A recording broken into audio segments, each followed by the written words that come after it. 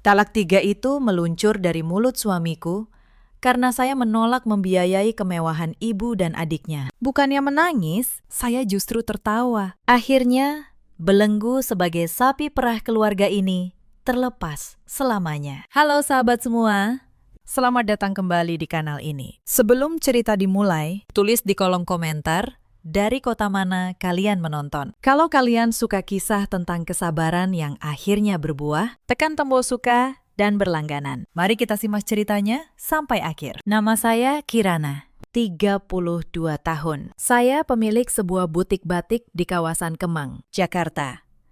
Sudah 5 tahun saya menyandang status istri. Dan selama 5 tahun itu pula, saya belajar bahwa cinta yang tidak dihargai hanya akan berubah menjadi rantai. Saya merintis butik Kirana Batik dari nol. Dari satu mesin jahit tua, dari kain yang saya beli sendiri ke Pekalongan dan Solo. Saya mendesain pola sampai larut malam. Perlahan, butik itu tumbuh. Pesanan datang dari mana-mana, bahkan mulai merambah pasar ekspor. Tetapi semakin besar butik saya, semakin besar pula nafsu keluarga suami untuk menguras isinya. Sore itu, langit Jakarta mendung. Saya duduk di ruang tengah rumah ibu mertua, di sebuah gang sempit di pinggiran kota. Kipas angin tua berputar lambat di langit-langit, mengeluarkan suara berderit. Udara terasa pengap, seolah oksigen di ruangan itu tersedot habis oleh ketamakan penghuninya. Hari itu acara kumpul keluarga bulanan. Sebuah tradisi yang sebenarnya sangat saya benci. Bukan karena saya tidak suka bersilaturahmi, melainkan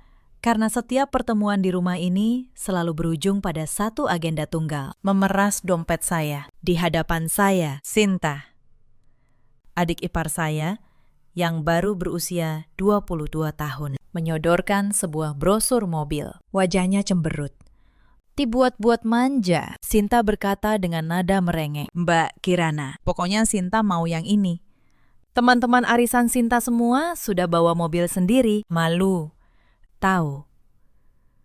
Masa kakak ipar Sinta pengusaha sukses, tapi adik iparnya naik ojek terus?" Saya belum sempat menjawab.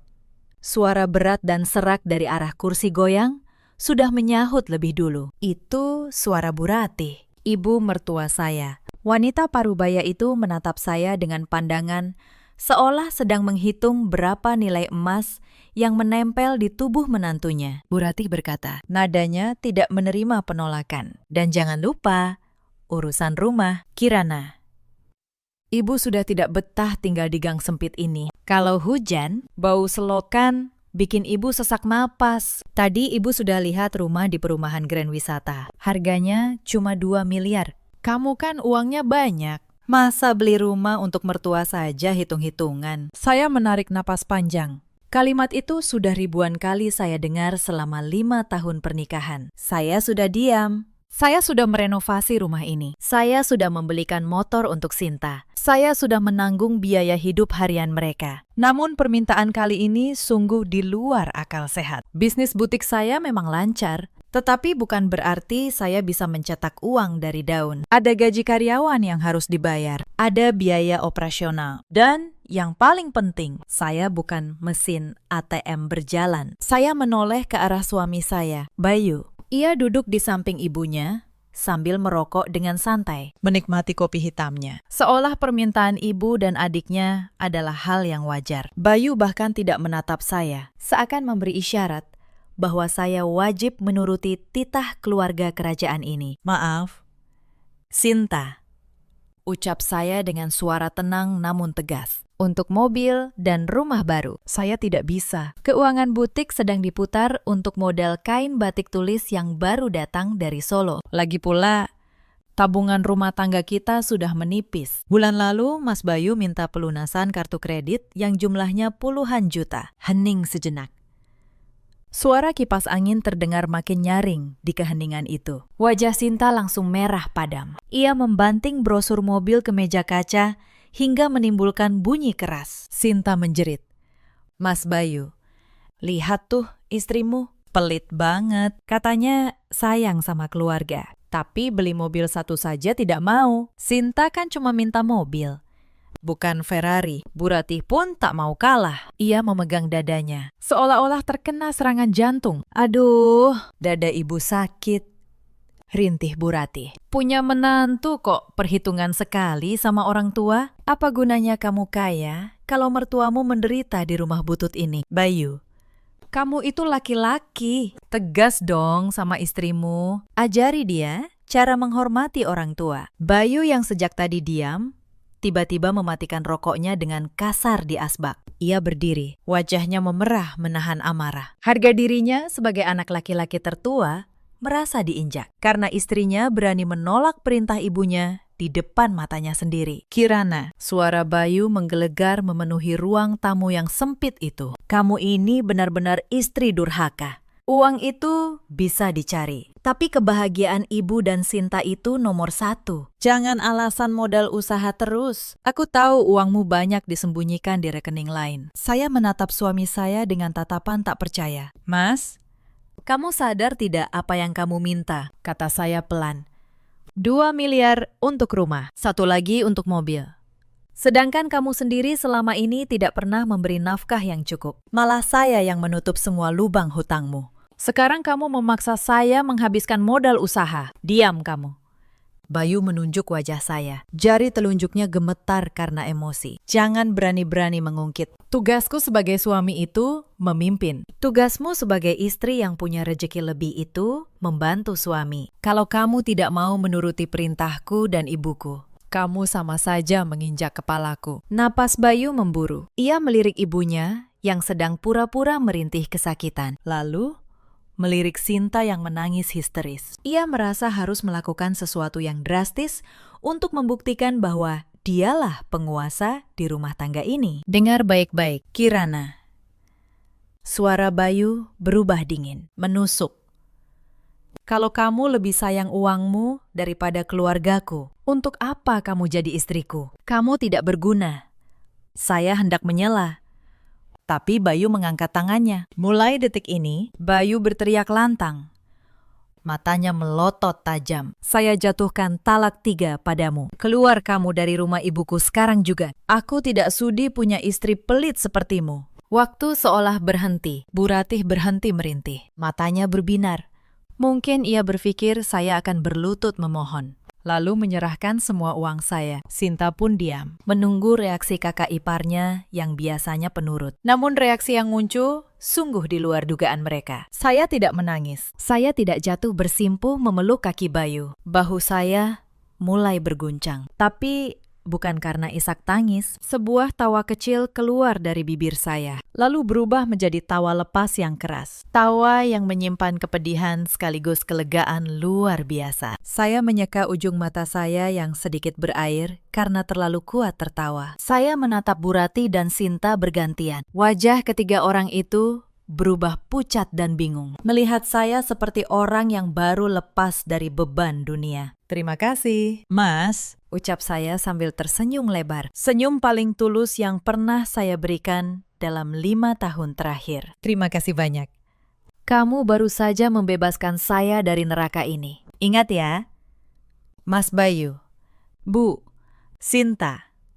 Kalian saksinya. Bayu yang menjatuhkan talak 3. Bayu yang mengusirku. Saya berdiri, merapikan rok batik saya dengan anggun. Wajah saya bersinar cerah. Beban berat di pundak saya seakan lenyap seketika. Saya akan pergi sekarang. Dan jangan harap sepeser pun uang saya mengalir lagi untuk membiayai keserakahan kalian. Selamat tinggal, para benalu. Saya memutar tubuh dan melangkah keluar dengan kepala tegak, meninggalkan Bayu yang terpaku dengan mulut ternganga. Mungkin baru menyadari ada sesuatu yang salah. Sangat salah dari keputusan yang baru saja ia ucapkan. Setengah jam kemudian, saya sudah berada di dalam kamar yang selama ini saya tempati setiap kali menginap di rumah mertua. Kamar sempit dengan cat dinding yang mulai mengelupas. Dengan cekatan, saya membuka koper besar dan mulai memasukkan baju. Gerakan saya cepat dan efisien, tanpa keraguan sedikit pun. Setiap kali saya melipat sepotong pakaian, memori masa lalu berkelebat di benak saya, seperti potongan film hitam putih. Kilas balik kebohongan demi kebohongan yang saya telan mentah-mentah selama ini. Saya teringat momen 5 tahun lalu, saat Bayu datang melamar. Kala itu,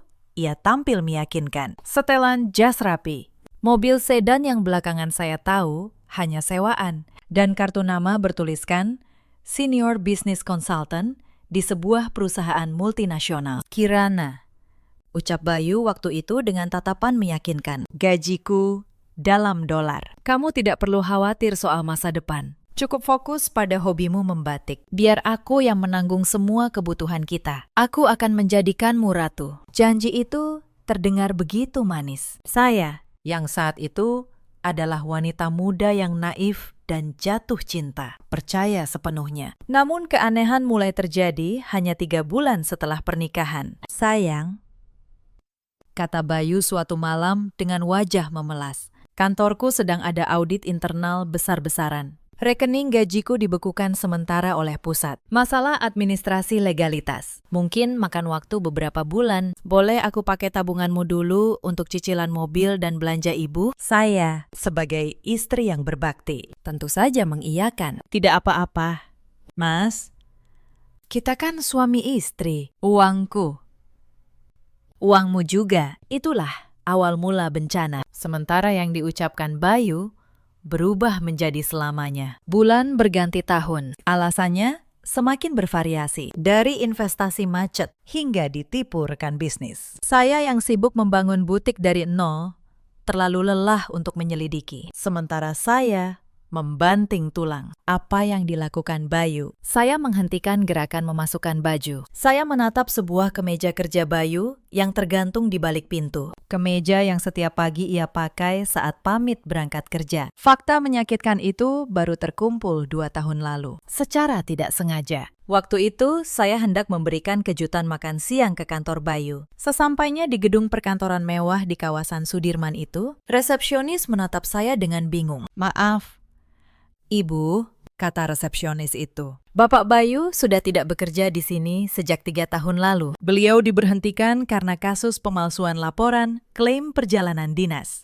Dunia saya runtuh saat itu. Ternyata selama ini Bayu tidak pernah pergi ke kantor. Pagi hari ia berangkat rapi, lalu hanya nongkrong di warung kopi, main game di warnet, atau tidur di rumah teman, menunggu sampai sore untuk pulang. Seolah-olah lelah bekerja seharian. Ketika saya konfrontasi waktu itu, Bayu bersujud di kaki saya, menangis terseduh-seduh. Ia bersumpah akan berubah. Ia mengaku malu kalau ketahuan menganggur, dan berjanji sedang merintis bisnis online. Saya yang hatinya terlalu lembut, akhirnya memaafkan. Dengan syarat, ia harus jujur. Tapi ternyata kejujuran adalah barang yang terlalu mahal bagi Bayu. Alih-alih berubah, ia justru semakin menjadi-jadi. Ia merasa aman karena saya sudah tahu ia menganggur. Ia mulai terang-terangan meminta uang dengan dalih modal bisnis yang tidak pernah ada hasilnya. Bisnis ikan cupang, bangkrut. Bisnis jual beli burung, rugi. Semua uang itu adalah keringat darah saya. Belum lagi perilaku keluarganya. Bu Rati selalu merasa anaknya direktur sukses. Sinta yang kuliahnya tidak jelas. Tapi gaya hidupnya seperti anak konglomerat. Saya menutup resleting koper dengan keras. Bunyi tarikan yang tajam menyadarkan saya kembali ke masa kini. Cukup. Sudah cukup saya menjadi orang bodoh. Saya menatap pantulan diri di cermin lemari. Wanita di cermin itu terlihat lelah. Ada lingkaran hitam samar di bawah matanya. Namun sorot matanya kini tajam dan membara. Tidak ada lagi Kirana yang takut kehilangan suami benalu. Saya meraba saku tas tangan, memastikan sebuah flash disk kecil berwarna hitam ada di sana. Flash disk yang berisi data-data yang saya kumpulkan selama 1 bulan terakhir. Bukti yang jauh lebih mengerikan daripada sekadar pengangguran. Bukti yang akan menjadi senjata pamungkas saya nanti. Pintu kamar tiba-tiba terbuka. Bayu berdiri di ambang pintu. Wajahnya masih merah. Namun kini ada gurat kepanikan di matanya. Mungkin ia mulai sadar bahwa gertakannya tadi berakibat fatal. Ia melihat koper besar saya yang sudah siap. Kamu benar-benar mau pergi. Suaranya sedikit bergetar. Mencoba terdengar garang, namun gagal. Kamu jangan main-main. Kirana, kalau kamu keluar dari pintu ini, jangan harap bisa kembali. Kamu pikir gampang jadi janda? Siapa yang mau sama wanita pembangkang sepertimu? Saya berbalik, menatap Bayu dengan tatapan dingin yang belum pernah ia lihat. Siapa yang mau kembali? Jawab saya santai sambil menarik gagang koper. Justru saya yang harusnya bertanya. Siapa yang mau membiayai hidupmu, rokokmu, dan gengsi keluargamu mulai besok? Semoga bisnismu lancar. Saya melangkah maju, memaksa Bayu menyingkir dari pintu. Saat bahu kami bersentuhan, saya berbisik pelan. Oh iya, jangan lupa bayar listrik bulan ini. Tokennya sudah bunyi. Pakai uangmu sendiri ya. Kan kamu laki-laki, pemimpin rumah tangga. Saya berlalu, meninggalkan Bayu yang terpaku di ambang pintu kamar. Menatap punggung mantan istrinya yang menjauh dengan langkah pasti. Di luar, taksi pesanan saya sudah menunggu. Langit sore mulai gelap. Tapi bagi saya, matahari baru saja terbit. Kisah ini mundur sejenak, ke masa 1 bulan sebelum palu talak itu dijatuhkan. Masa di mana saya masih mencoba menjadi istri yang berbakti. Meski hati saya sudah dipenuhi ribuan lubang keraguan. Malam itu, hujan turun dengan deras, memukul genteng rumah Bu Ratih dengan irama yang gelisah. Jarum jam dinding menunjukkan pukul 2 dini hari. Saya terjaga. Di samping saya, Bayu tertidur pulas, dengkurannya keras, mulutnya sedikit terbuka, menyebarkan aroma alkohol tipis bercampur bau rokok. Sudah seminggu terakhir, tingkah Bayu semakin aneh. Ia menjadi sangat protektif terhadap ponselnya. Jika dulu ia meletakkan ponsel sembarangan, kini benda itu seolah menempel di tangannya. Bahkan saat ke kamar mandi pun ia bawa. Ia juga mudah sekali marah hanya karena hal sepele. Malam itu, rasa curiga saya mencapai puncak. Beberapa jam sebelumnya, Bayu pulang dalam keadaan setengah mabuk. Ia mengoceh tidak jelas tentang bandar sialan. Kalah lagi. Saat saya membantu melepas sepatunya, saya melihat Bayu menyelipkan sesuatu ke dalam tumpukan kotak sepatu di kolong tempat tidur. Sebelum akhirnya ambruk dan tertidur dengan jantung berdebar kencang. Saya bangkit perlahan.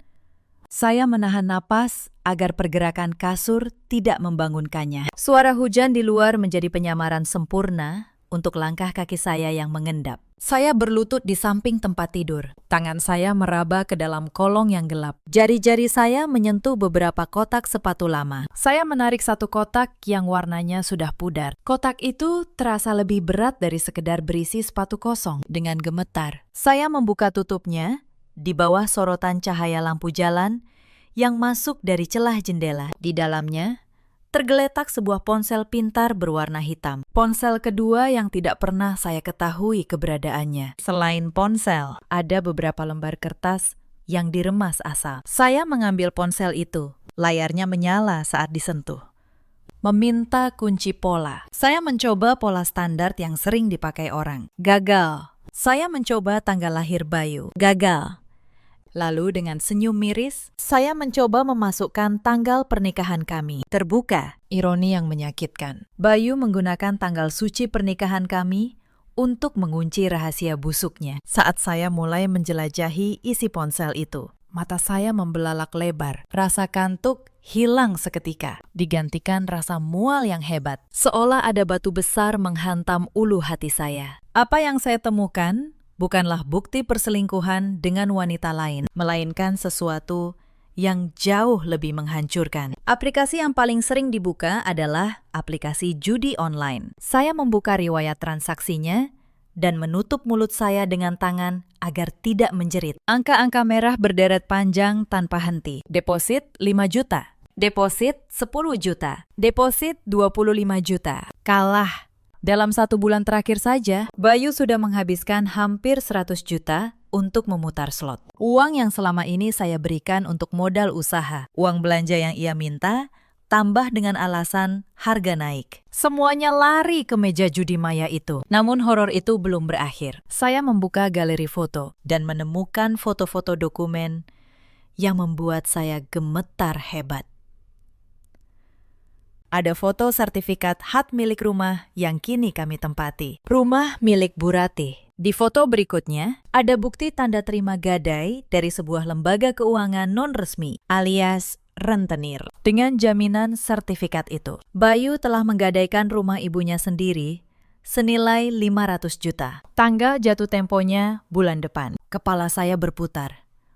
Saya beralih ke aplikasi pesan. Di sana saya menemukan percakapan Bayu dengan kontak bernama Bos Naga. Isinya penuh ancaman. Si rentenir menagih bunga, mengancam akan menyikat rumah. Bayu menjawab dengan berbohong, bilang istrinya sedang mencairkan uang proyek. Saya menggulir layar lebih jauh dan menemukan satu lagi fakta yang membuat darah saya mendidih. Sebuah percakapan dengan Sinta. Saya mengira Sinta akan menjadi sekutu saya. Tapi ternyata gadis itu sama busuknya. Di chat itu, Sinta mengirim foto surat drop out dari kampusnya, tertanggal 6 bulan lalu. Pesan Sinta berbunyi, Mas Bayu, jangan bilang-bilang ibu ya kalau aku sudah dikeluarkan. Nanti uang semesteran dari Mbak Kirana tetap minta saja. Buat aku jalan-jalan. Mbak Kirana kan tidak akan cek ke kampus. Lalu, balasan Bayu, asal bagi 2 ya. Mas lagi butuh peluru buat main slot.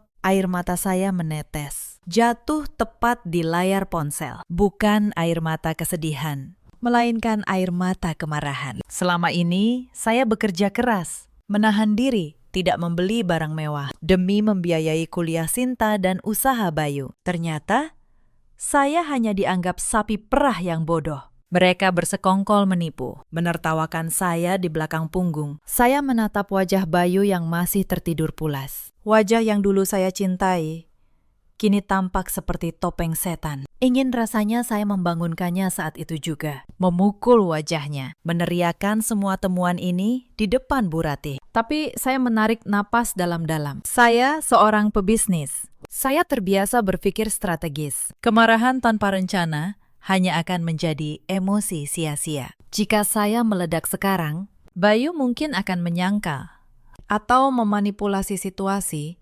sehingga saya yang terlihat jahat. Tidak, kata saya dalam hati. Saya tidak akan marah sekarang. Saya akan menghancurkan kalian pelan-pelan. Dengan tangan yang masih gemetar, namun pikiran mulai jernih. Saya mengambil ponsel pribadi. Saya memotret semua bukti, riwayat transaksi judi, percakapan dengan rentenir, foto surat gadai, dan obrolan busuk antara Bayu dan Sinta. Saya meneruskan semuanya ke email pribadi, lalu menghapus jejak pengiriman dari ponsel Bayu. Proses itu memakan waktu hampir 1 jam. Setelah semua senjata tersimpan aman di penyimpanan awan yang terkunci sandi berlapis, saya mengembalikan ponsel Bayu ke kotak sepatu itu. Persis seperti tidak pernah disentuh. Saya kembali naik ke tempat tidur, menarik selimut sampai dada. Mata saya terbuka lebar, menatap kegelapan. Di keheningan malam itu, cinta di hati saya resmi mati, digantikan oleh dinginnya tekad untuk membalas. Malam itu, saya menemukan senjata saya, dan saya bersumpah akan menggunakannya tepat di jantung pertahanan lawan saat waktunya tiba. Kembali ke masa kini. 2 jam setelah talak 3 diucapkan, taksi yang membawa saya berhenti di lobi sebuah apartemen mewah di pusat kota. Hunian yang saya beli setahun lalu secara diam-diam, sebagai investasi sekaligus tempat pelarian jika saya butuh ketenangan untuk mendesain. Tidak ada satupun keluarga Bayu yang tahu tentang tempat ini. Saya turun dari taksi, disambut doorman yang membungkuk hormat. Saat melangkah masuk lobi berlantai marmer dingin, saya merasakan kontras yang tajam. 2 jam lalu, saya berada di rumah sempit yang panas dan penuh teriakan. Kini saya berada di keheningan yang elegan. Sesampainya di unit saya di lantai 25, saya langsung menuju kamar mandi. Saya membiarkan air hangat membasuh seluruh tubuh, seolah ingin melunturkan sisa hawa negatif dari rumah itu. Saya menangis sebentar di bawah guyuran air, menumpahkan sisa emosi manusia saya. Sebelum keluar sebagai sosok yang baru, saya mengenakan jubah mandi sutra, lalu duduk di hadapan meja kerja yang menghadap jendela besar. Di luar sana, lampu-lampu kota Jakarta berkelap-kelip seperti hamparan berlian. Namun pikiran saya jauh lebih tajam dari keindahan malam itu. Saya membuka laptop. Saatnya berhenti menjadi korban. Saatnya menjadi sutradara atas kehancuran mereka. Langkah pertama, memutus aliran darah. Saya login ke internet banking. Selama ini, Bayu memegang kartu kredit tambahan yang induknya ada di rekening saya. Dengan wajah datar, saya mengklik menu pengaturan kartu. Limit 50 juta rupiah. Tanpa ragu sedetik pun, jari saya menekan tombol blokir. Selamat menikmati hidup tanpa gesek. Mas, gumam saya. Saya kemudian memeriksa rekening operasional rumah tangga yang setiap bulan saya isi. Saldo terakhir tinggal 200.000. Padahal baru 3 hari lalu saya transfer 5 juta. Uang itu lenyap begitu saja. Saya segera membatalkan fitur auto debit bulanan ke rekening itu. Mulai besok, tidak akan ada lagi notifikasi dana masuk di ponsel Bu Ratih. Langkah kedua, mengamankan aset.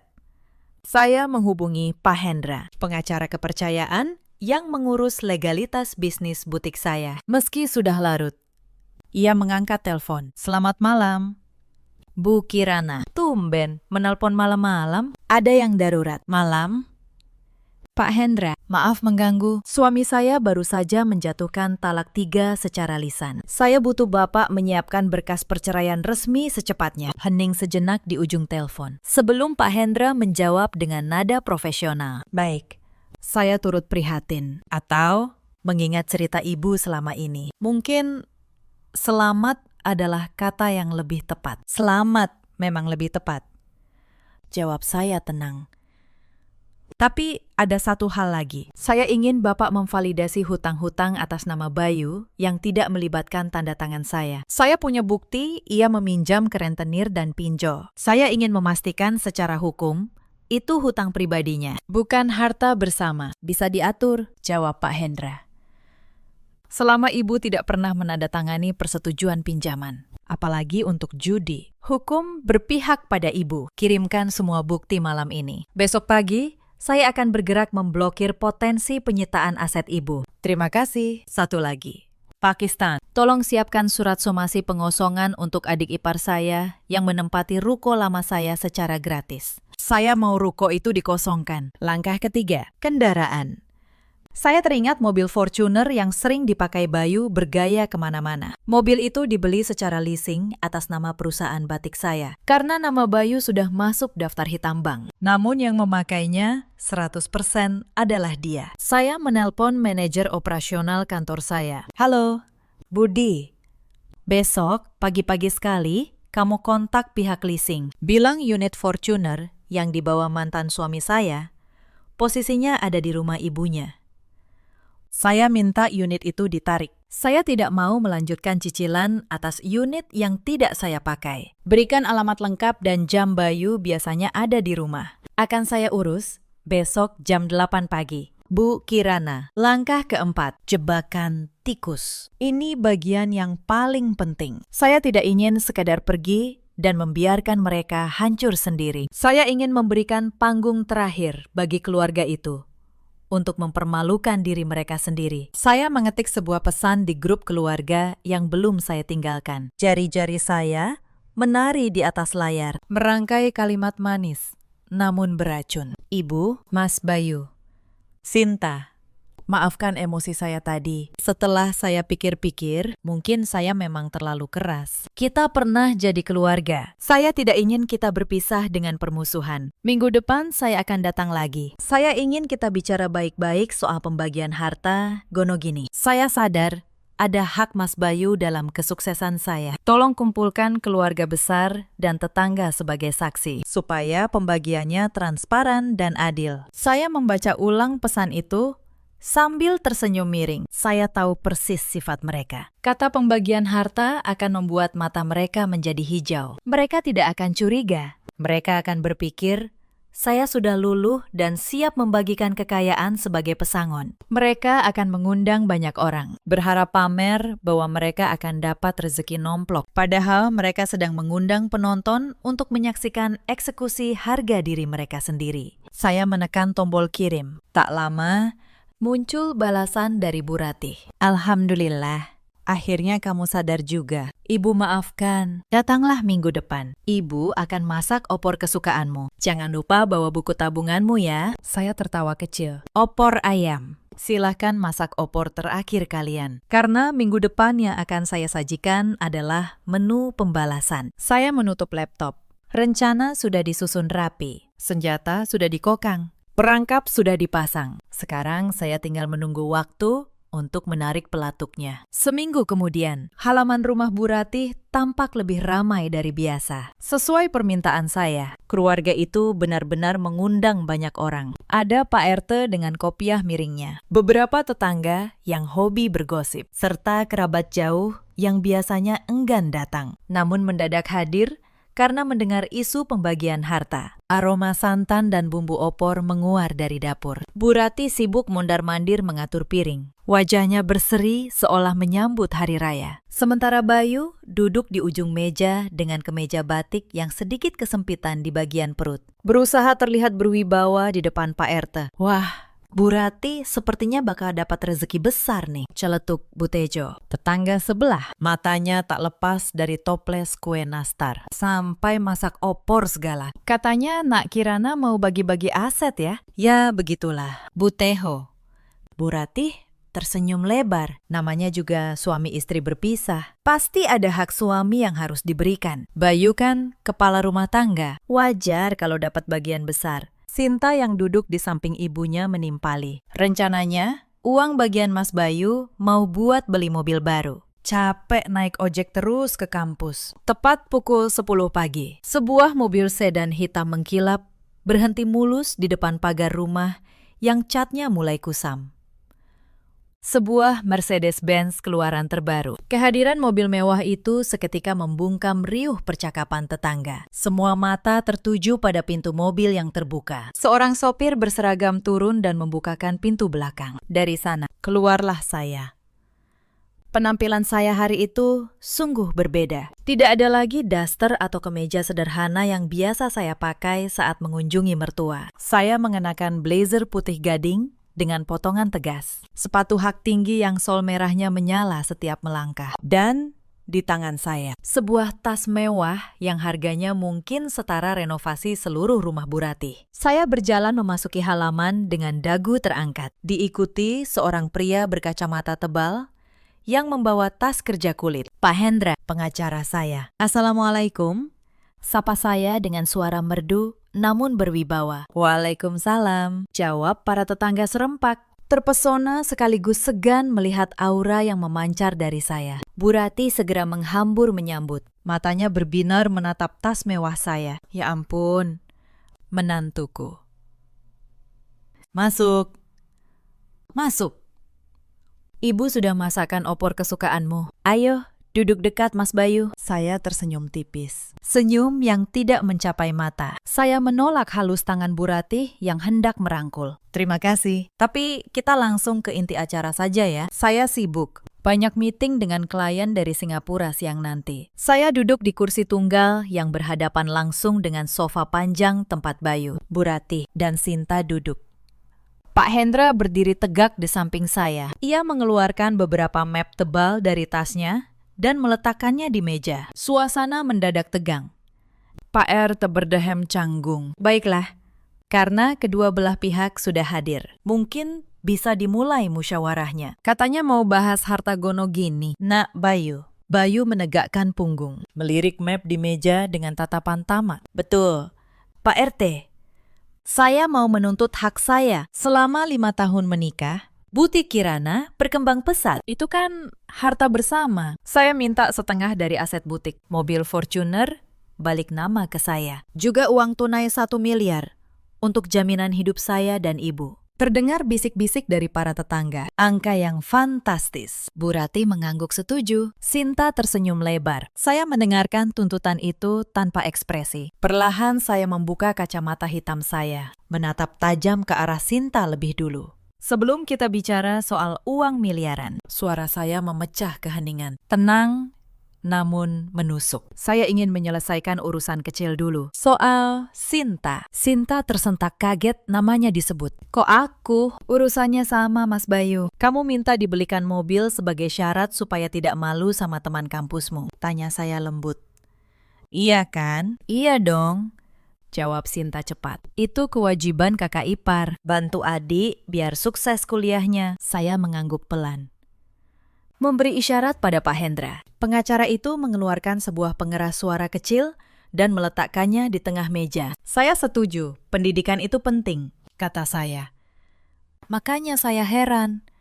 Untuk apa kamu butuh mobil ke kampus kalau kamu sebenarnya sudah tidak punya kampus? Wajah Sinta berubah pucat pasi dalam sekejap. Maksud Mbak apa? Saya menekan tombol play. Suara rekaman telepon terdengar jernih dan keras, memenuhi ruang tamu hingga ke teras tempat tetangga menyimak. Selamat siang, Bu Kirana. Saya Pak Bagio dari bagian akademik universitas. Kami ingin mengonfirmasi bahwa surat dropout atas nama mahasiswi Sinta sudah kami kirim ke alamat rumah 6 bulan lalu. Saudari Sinta sudah tidak aktif kuliah selama 2 semester. Status kemahasiswaannya sudah dicabut permanen. Sunyi senyap yang mencekam. Bu Rati menatap anak perempuannya dengan mata melebar. Mulutnya ternganga tak percaya. Sinta, ini suara siapa? Kamu di drop out. Bohong. Sinta gemetar hebat.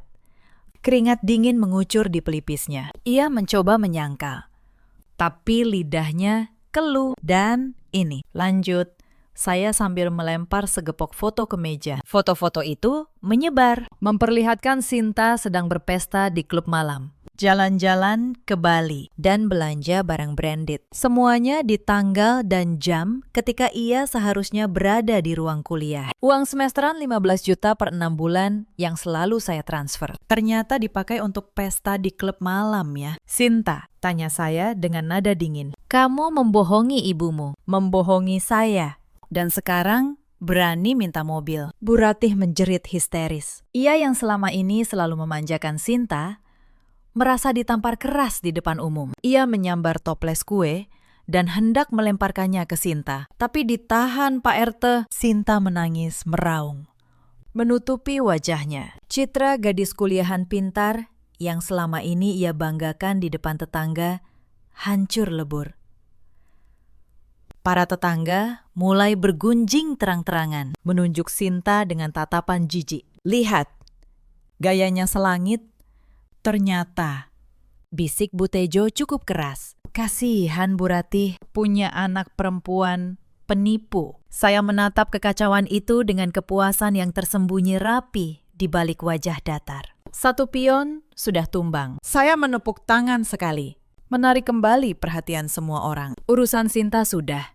Sekarang giliran Mas Bayu. Katanya mau minta 1 miliar. Bayu yang sejak tadi diam karena kaget, kini menatap saya dengan nyalang, melihat adiknya menangis dan ibunya syok memegang dada. Amarahnya meledak. Ia merasa saya sengaja mempermalukan keluarganya. Dengan kasar, ia menggebrak meja kaca hingga toples bergetar. Cukup. Kirana, bentak Bayu sambil berdiri. Wajahnya merah padam. Urat lehernya menonjol. Kamu keterlaluan kalau benci sama kami. Bilang saja. Jangan buka aib adikku di depan orang kampung begini. Dasar wanita ular. Pak RT mencoba menenangkan. Sabar. Nak Bayu, sabar. Bapak diam saja. Hardik Bayu pada Pak RT membuat Pak tua itu tersentak. Lalu Bayu menunjuk wajah saya. Oke, kamu mau main kasar. Baik. Sekarang mana bagianku?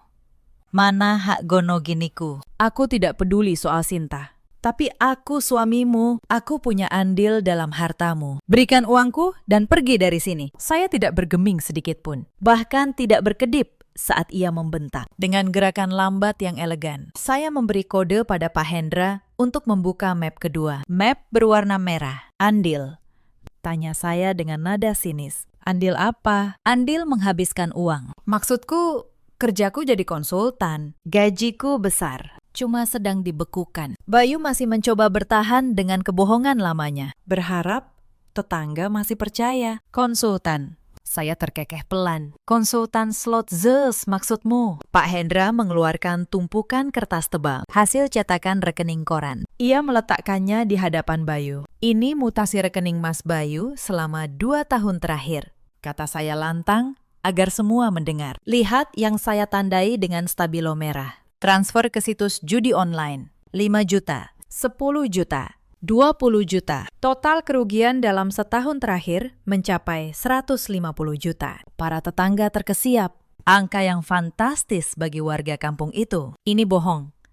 Itu data palsu. Bayu mencoba meraih kertas-kertas itu untuk merobeknya. Tapi Pak Hendra dengan sigap menahannya. Ini data resmi dari bank. Pak Bayu, ada cap basahnya. Bisa dipertanggungjawabkan di pengadilan, kata Pak Hendra tegas. Bu Rati yang baru pulih dari syok soal Sinta, kini menatap anak laki-laki kebanggaannya dengan pandangan nanar. Astagfirullah. Bayu, kamu judi. Uang belanja ibu kamu pakai judi. Bukan cuma uang belanja, potong saya cepat.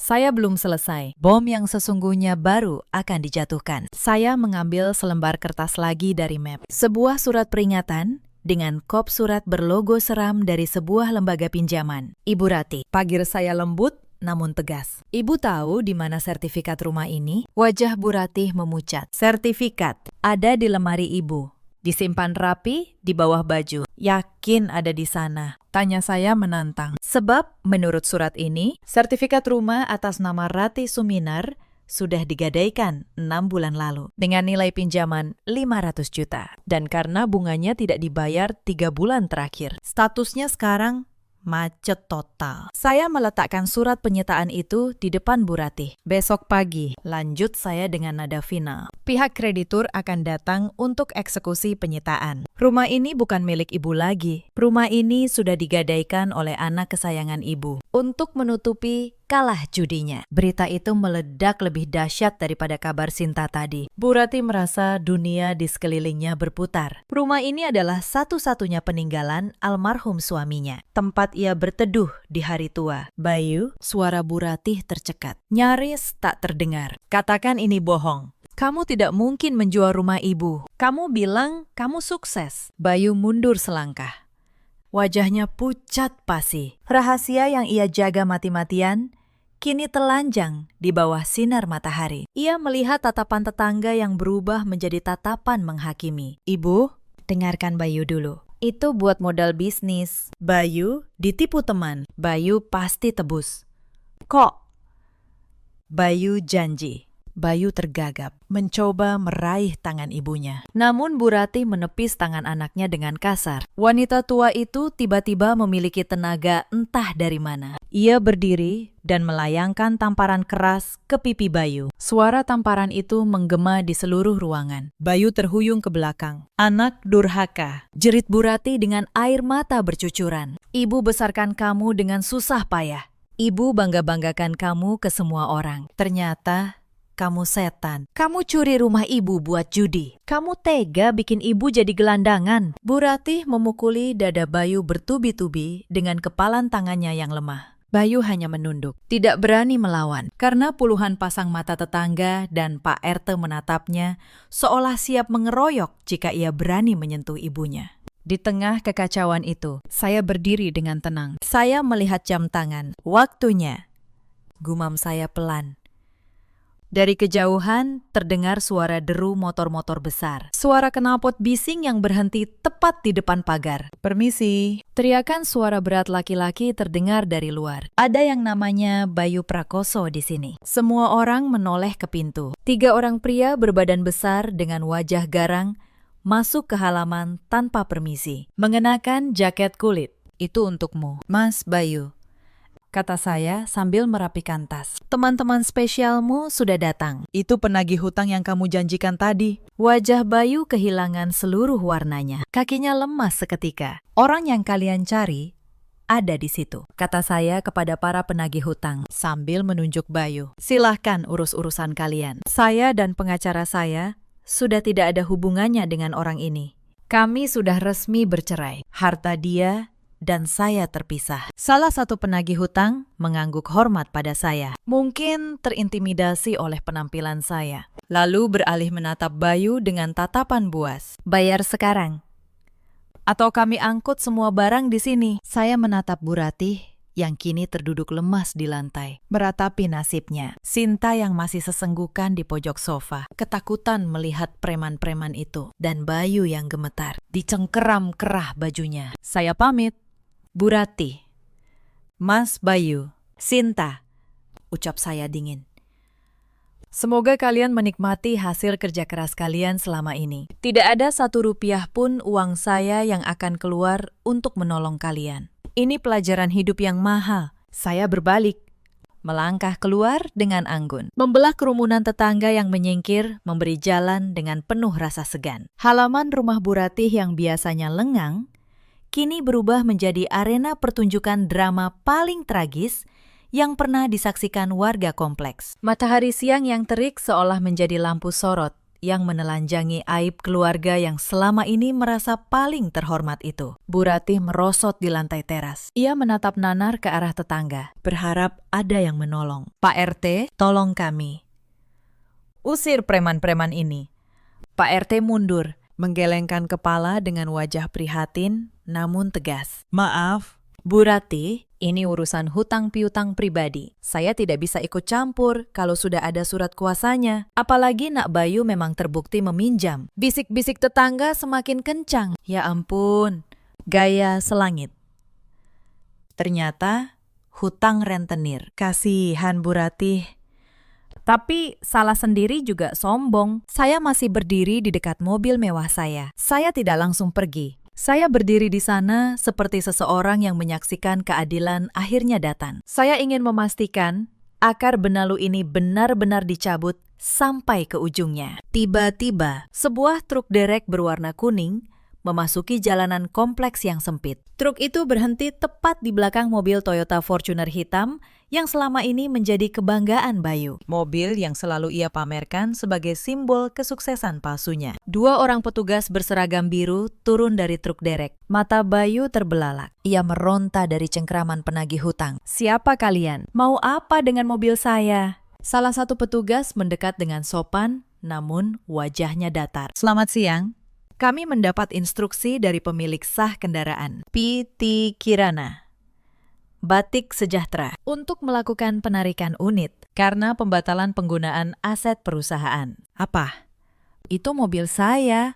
Bayu berteriak histeris. Ia menoleh ke arah saya dengan tatapan penuh kebencian. Kirana, kamu tidak bisa melakukan ini. Itu mobil operasional. Aku yang pakai setiap hari. Saya melangkah maju sedikit, cukup dekat agar suara saya terdengar semua orang. Namun cukup jauh untuk tidak tersentuh kotoran drama itu. Koreksi. Mas, ucap saya tenang. Itu mobil atas nama perusahaan. Surat-suratnya atas nama PT Kirana Batik. Kamu hanya pengguna yang dipinjamkan fasilitas. Karena kamu sudah bukan suamiku dan tidak punya hubungan kerja dengan perusahaanku, maka fasilitas itu dicabut. Tapi aku butuh mobil itu. Bagaimana aku bisa cari kerja kalau tidak ada kendaraan? Bayu memelas. Harga dirinya sudah benar-benar lenyap. Ia sadar, tanpa mobil itu, ia hanyalah pengangguran biasa. Mobil itu adalah satu-satunya kulit yang menutupi kemiskinannya. Naik ojek. Mas, jawab saya singkat. Atau jalan kaki, sehat. Petugas leasing tidak membuang waktu. Dalam hitungan menit, mobil Fortuner gagah itu sudah dikaitkan ke truk derek. Ban depannya terangkat ke udara, seolah melambai selamat tinggal pada tuannya. Sinta yang melihat mobil impian kakaknya ditarik, meledak tangisnya. Ia berlari keluar, menarik lengan baju petugas. Jangan diambil, Pakistan. Nanti saya ke kampus naik apa? Teman-teman, saya lihat Sinta, bentak saya, membuat gadis itu terlonjak. Kamu sudah tidak punya kampus, berhenti hidup dalam hayalan. Sinta terduduk di aspal panas, menangis meraung seperti anak kecil. Sementara itu, di teras, Para penagih hutang mulai bergerak. Karena Bayu tidak punya uang sepeser pun, mereka mulai masuk ke dalam rumah. Suara gaduh terdengar. Angkut televisinya. Kulkas ini masih baru. Itu sound system. Sikat. Bu Rati menjerit melihat barang-barang kesayangannya diangkut paksa. Jangan TV, Ibu. Jangan kulkasnya. Namun teriakan itu sia-sia.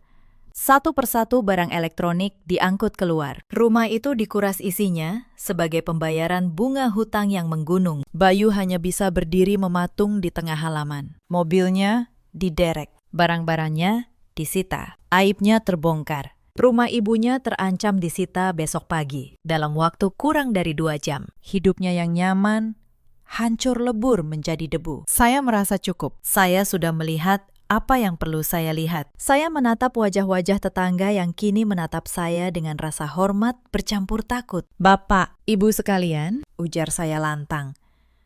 Saya mohon maaf atas keributan ini. Hari ini saya tegaskan di depan saksi bahwa saya, Kirana, tidak lagi memiliki hubungan apapun dengan keluarga ini. Segala hutang piutang yang mereka buat, murni tanggung jawab mereka sendiri. Jangan ada yang datang menagih ke saya. Iya, Nak Kirana. Kami mengerti, sahut Bu Tejo. Kamu wanita baik.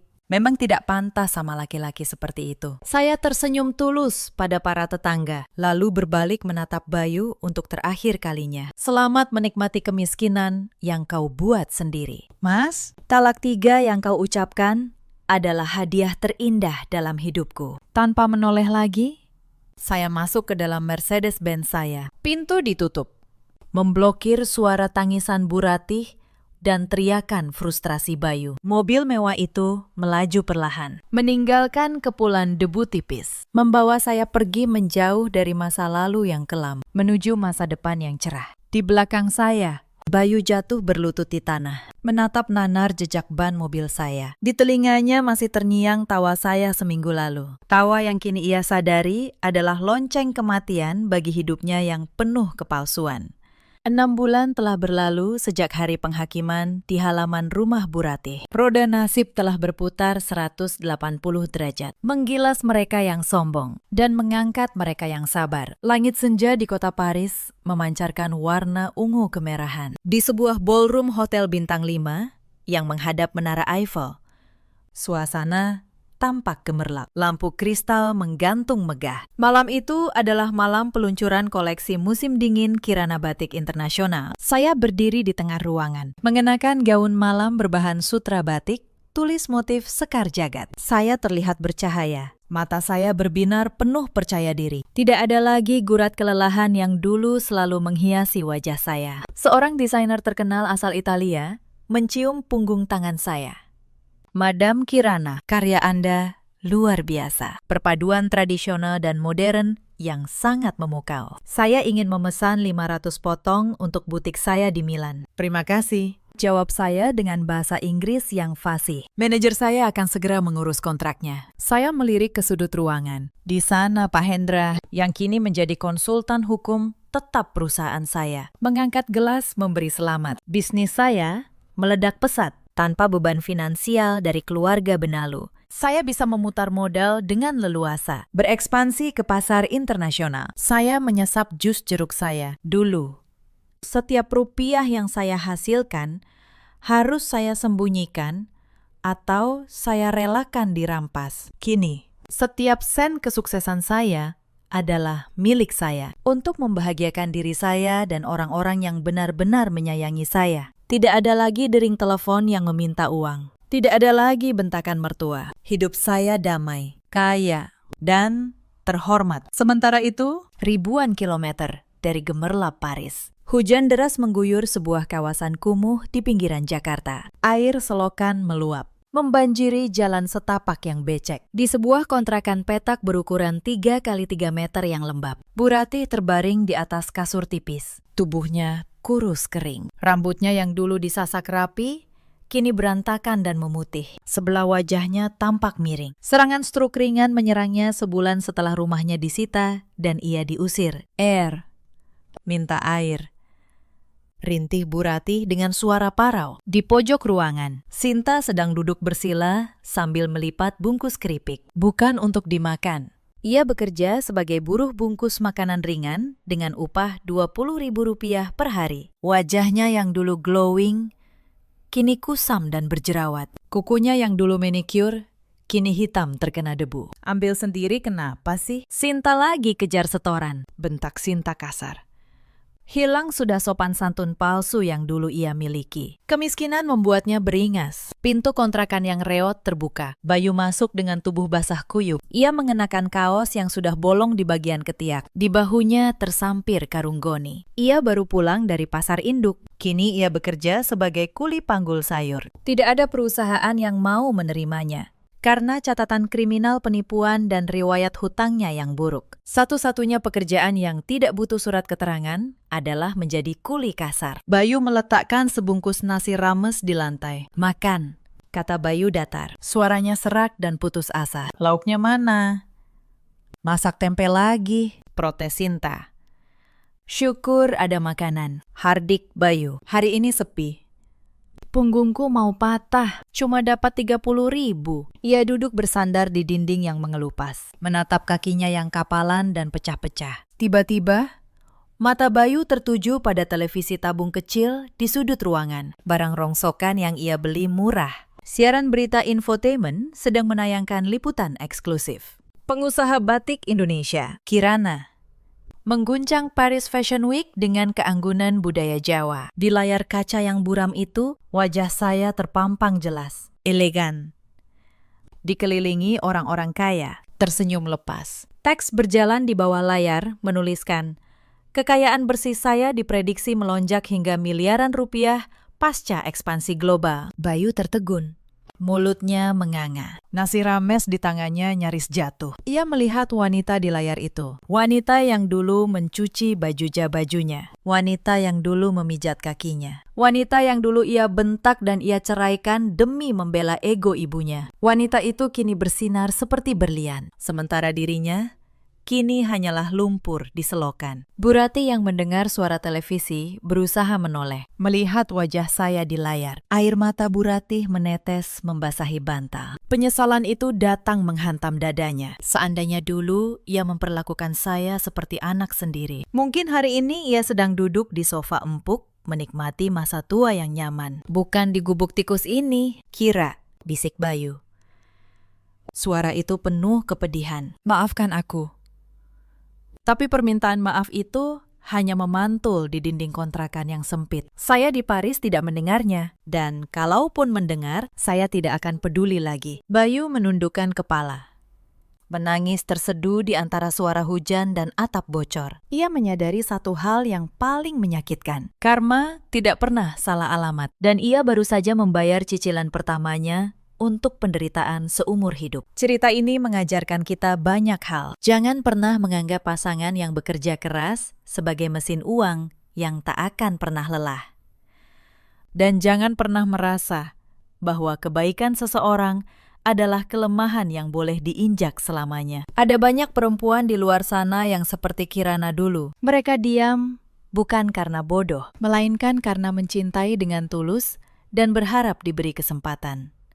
Mereka menanggung beban keluarga pasangan sendirian, sambil terus berdoa agar suatu hari dihargai. Ada juga banyak suami seperti Bayu di luar sana. Lelaki yang gengsinya lebih besar daripada tanggung jawabnya, yang menutupi kegagalan dengan kebohongan, dan menyalahkan istri yang justru menyelamatkan hidupnya. Bu Ratih kini hidup dalam penyesalan dan sakit. Sinta menjadi buruh dengan upah harian. Bayu memanggul karung di pasar, ditemani bayang-bayang masa lalu yang ia hancurkan sendiri. Sementara Kirana, perempuan yang dulu mereka sebut sapi perah, kini berdiri tegak di panggung dunia. Dalam hidup, kita semua punya pilihan, memilih menghargai orang yang tulus atau kehilangan mereka selamanya. Bagaimana menurut kalian? Ceritakan kisah kalian di kolom komentar. Terima kasih sudah menemani sampai akhir. Sampai jumpa di cerita berikutnya. Ibu mertua saya tersenyum penuh kemenangan. Beliau menuntut jatah bulanan puluhan juta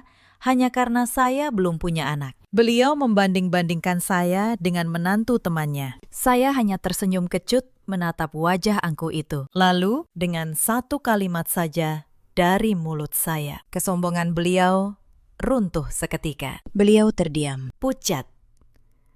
Tak sanggup berkata apa-apa. Halo sahabat, selamat datang kembali di kanal ini. Sebelum kita mulai, tuliskan dulu di kolom komentar, dari kota mana kalian menonton hari ini. Jangan lupa, dukung kanal ini dengan like dan subscribe, supaya kami makin semangat menghadirkan kisah-kisah penuh pelajaran seperti ini. Selamat menyimak sampai akhir. Nama saya Santika. Usia saya 32 tahun. Saya bekerja sebagai akuntan senior di sebuah perusahaan distribusi di kawasan Sudirman. Sudah 8 tahun saya menekuni angka, neraca, dan mutasi keuangan. Pekerjaan saya mengajari satu hal, angka tidak pernah berbohong, sekalipun manusia pandai berbohong. Saya menikah dengan Raka 6 tahun lalu. Dulu, ia pria yang tampak bertanggung jawab. Ia bekerja sebagai supervisor di sebuah kantor logistik. Gaji kami berdua cukup untuk hidup nyaman di sebuah apartemen di Tebet. Tidak mewah, tapi tenang. Yang tidak pernah tenang adalah hubungan saya dengan ibu mertua. Namanya Bu Halimah. Usia beliau 61 tahun. Sejak awal pernikahan, beliau memandang saya dengan sebelah mata. Bagi beliau, saya hanya perempuan biasa yang beruntung bisa menikah dengan putra kesayangannya. Sore itu, kami dalam perjalanan menuju rumah beliau di kawasan Bekasi Tengah. Sebuah kunjungan rutin yang selalu membuat perut saya mual karena tegang. Raka mengemudi dalam diam. Pandangannya lurus ke depan, rahangnya kaku, seperti menyembunyikan sesuatu. Saya tidak tahu saat itu bahwa diamnya bukan karena lelah. Diamnya adalah diam seorang pria yang sedang menyembunyikan kebangkrutan dirinya sendiri. Rumah Bu Halimah tidak besar, tapi penuh pajangan. Foto-foto Raka kecil terpampang di setiap dinding. Seolah hidup beliau hanya berputar pada anak laki-lakinya itu. Adik ipar saya, Nita, sudah lebih dulu duduk di ruang tamu. Usianya 29 tahun, belum menikah, dan punya kebiasaan menatap saya seolah saya hanya tamu yang numpang lewat. Akhirnya datang juga, sapa Bu Halimah tanpa senyum. Kupikir menantu sibuk, ini lupa jalan ke rumah mertuanya. Saya menarik napas. Maaf, Bu, jalanan macet. Beliau tidak menjawab. Beliau hanya menatap saya dari ujung kepala sampai ujung kaki, seolah menilai harga pakaian yang saya kenakan. Kami duduk. Nita menyuguhkan teh, tapi hanya untuk ibunya dan Raka.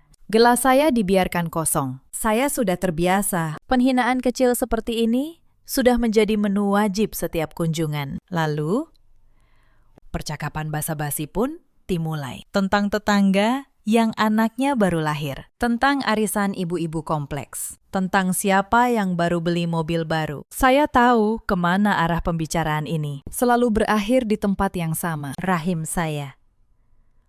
Santika, kata Bu Halimah sambil meletakkan cangkirnya. Sudah 6 tahun kamu menikah dengan anak ibu. Mana cucu ibu? Saya menelan ludah.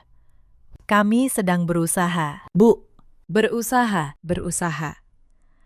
Beliau mendengus. Teman ibu, Bu Yanti, menantunya baru 2 tahun nikah, sudah kasih 2 cucu. Lah kamu, cuma sibuk kerja, pulang malam, pamer gaji. Buat apa perempuan pintar kalau rahimnya tidak berguna? Kalimat itu menusuk, tapi saya sudah lama belajar mengeraskan hati di hadapan beliau. Saya hanya menunduk, menahan diri. Raka, suami saya, hanya diam. Ia menyeruput tehnya, pura-pura sibuk dengan ponselnya. Tidak sekalipun ia membela saya. Tidak sekalipun. Itulah yang paling menyakitkan. Bukan kata-kata ibu mertua, tapi diamnya seorang suami yang seharusnya berdiri di sisi saya. Sepulang dari rumah mertua, suasana mobil masih sama dinginnya. Tapi malam itu, sebuah retakan kecil mulai menjalar di pernikahan kami. Saya tidak tahu retakan itu akan berubah menjadi jurang. Semua bermula 2 minggu kemudian. Hari itu, saya pulang lebih awal. Kepala saya pusing dan saya ingin istirahat. Tapi yang saya temukan di ruang tamu apartemen membuat saya berhenti melangkah. Raka duduk di sofa, masih mengenakan piyama. Jam 2 siang. Layar televisi menyala. Bungkus mie instan berserakan di meja. "Kamu tidak kerja?" tanya saya. Ia tersentak. Buru-buru ia mematikan televisi. Kuti. "Sayang, capek." Saya mengangguk pelan. Tapi ada yang janggal, sebab keesokan harinya dan hari setelahnya dan hari setelahnya lagi, ia selalu ada di rumah.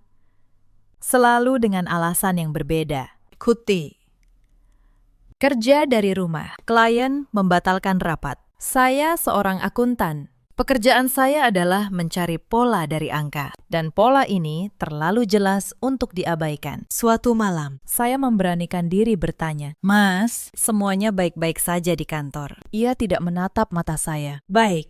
"Kenapa kamu nanya begitu?" "Tidak apa-apa, aku cuma khawatir." Ia diam. Lalu beralih topik dengan cepat. Saya tahu, seorang pria yang tidak punya apa-apa untuk disembunyikan tidak akan secemas itu. Beberapa hari berlalu. Lalu datang transferan pertama yang aneh. Saya membuka aplikasi bank di ponsel untuk membayar tagihan listrik. Tapi saldo kami berkurang lebih banyak dari yang seharusnya. Ada penarikan 10 juta rupiah. Ditransfer ke sebuah rekening yang tidak saya kenal. "Mas, ada transfer 10 juta ke rekening siapa ini?" tanya saya. Wajah Raka menegang. "Oh, itu. Aku pinjamkan ke teman. Dia lagi butuh. Nanti dikembalikan." Saya tidak bertanya lagi malam itu. Tapi di kepala saya, angka itu mulai saya catat. Diam-diam, saya membuka buku catatan kecil dan menuliskan tanggal serta jumlahnya. Saya tidak tahu untuk apa. Naluri seorang akuntan, mungkin. Seminggu kemudian, ponsel saya berdering. Nomor ibu mertua. Suaranya sudah tinggi, bahkan sebelum saya sempat mengucap salam. "Santika, kamu ini istri macam apa? Ada apa?" "Bu," anak ibu cerita, "gaji kamu besar, tapi pelit sama keluarga suami. Ibu ini sudah tua. Ibu butuh jatah bulanan. Mulai bulan ini, kamu setor 15 juta ke ibu. Titik." Saya hampir menjatuhkan ponsel. 15 juta. "Bu, untuk apa?" "Untuk apa?" "Untuk hidup ibu. Untuk arisan ibu." "Masa ibu mertuamu mau makan apa?" "Kamu pikirkan tidak? Anak ibu sudah setuju. Tinggal kamu yang keras kepala." "Anak ibu sudah setuju." Kalimat itu menghantam saya. Jadi Raka, suami saya sendiri, yang mengusulkan agar gaji saya disetor ke ibunya. Malam itu, saya menanyakannya. Raka mengelak. "Ibu cuma minta tolong." "Santika, apa salahnya membahagiakan orang tua? Membahagiakan dengan 15 juta sebulan." "Mas, itu lebih dari setengah gajiku. Kamu hitung-hitungan sama ibuku." Suaranya meninggi. "Dasar menantu durhaka." Menantu durhaka. Kata itu dilemparkan begitu mudah. Saya menatap pria yang dulu saya kira tulang punggung keluarga. Kini ia berdiri di sana, menuntut uang saya untuk ibunya. Sementara ia sendiri entah sudah berapa lama tidak menghasilkan apa-apa. Saya tidak berdebat lebih jauh. Tapi malam itu, saya memutuskan satu hal. Saya akan mencari tahu semuanya. Keesokan paginya, saya berpura-pura berangkat kerja seperti biasa. Tapi diam-diam, saya membuka aplikasi internet banking dan mengunduh seluruh mutasi rekening tabungan kami selama 3 bulan terakhir. Apa yang saya temukan membuat tangan saya dingin. Bukan hanya 10 juta itu, ada transfer demi transfer. Ke rekening ibu mertua, ke agen perjalanan, ke sebuah butik. Jumlahnya, kalau dijumlahkan, sudah lebih dari 80 juta dalam 3 bulan. Padahal gaji Raka, kalau benar, ia masih bekerja, tidak akan sebesar itu. Dari mana uang sebanyak itu? Saya menelusuri lebih dalam, dan satu baris transaksi menjawab semuanya. Sebuah dana masuk besar dari kantor lama Raka, berlabel Pesangon. Pesangon. Uang yang diberikan kepada karyawan yang diberhentikan. Suami saya sudah dipecat, mungkin sudah berbulan-bulan lalu, dan ia menyembunyikannya dari saya, sambil menghabiskan uang pesangonnya untuk ibunya dan adiknya, lalu menuntut gaji saya untuk menutupi gaya hidup mereka. Saya duduk diam di kafe seberang kantor. Kopi saya mendingin. Tapi pikiran saya justru menjadi sangat jernih. Saya tidak menangis. Saya hanya mulai menyusun dalam kepala saya sebuah peta. Peta dari setiap rupiah yang mengalir keluar. Saya ingin kalian memahami satu hal sebelum saya lanjutkan. Saya bukan istri yang pelit. Selama 6 tahun pernikahan, saya selalu memberi. Setiap lebaran, saya kirim parcel ke rumah mertua. Setiap ada keluarga Raka yang sakit, saya yang menanggung biaya rumah sakit. Saat adik iparnya, Nita, butuh modal usaha kecil-kecilan, saya yang memberi tanpa diminta kembali. Tapi memberi dengan ikhlas, berbeda dengan diperas dengan paksa. Yang pertama, membuat hati lapang. Yang kedua, membuat harga diri terinjak. Dulu, di awal pernikahan, Raka masih punya rasa hormat. Ia akan membela saya saat ibunya keterlaluan. Tapi entah sejak kapan, perlahan ia berubah. Setiap kali pulang dari rumah ibunya, ia membawa pulang sikap dingin. Lama-lama, suara ibunya lebih ia dengar daripada suara istrinya sendiri. Saya pernah mencoba bicara baik-baik. Mas, aku merasa ibu selalu menekan aku soal anak. Padahal kita sudah berusaha. Bisakah Mas bantu menjelaskan ke ibu? Tapi jawabannya selalu sama. Sudahlah, Santika, itu kan tanda ibu sayang. Kamu yang terlalu sensitif. Sayang, sebuah kata yang dipakai untuk membungkus penghinaan agar terdengar manis. Saya berhenti berharap pada Raka sejak saat itu. Saya menyadari dalam pernikahan ini, saya sendirian. Maka ketika semua kebohongan itu akhirnya terungkap, saya tidak terlalu terkejut. Hati saya sudah lama mati rasa terhadap pria itu. Yang masih hidup dalam diri saya hanyalah satu hal, harga diri. Dan harga diri itulah yang akhirnya membuat saya bangkit. Mulai hari itu, saya berubah. Bukan menjadi istri yang melawan dengan teriakan, tapi menjadi seorang akuntan yang sedang mengaudit kebohongan suaminya. Setiap malam, ketika Raka tidur, saya membuka laptop. Saya membuat sebuah berkas. Saya menamainya sederhana saja, arus kas keluarga. Di dalamnya, saya catat semua, tanggal, jumlah, tujuan, keterangan.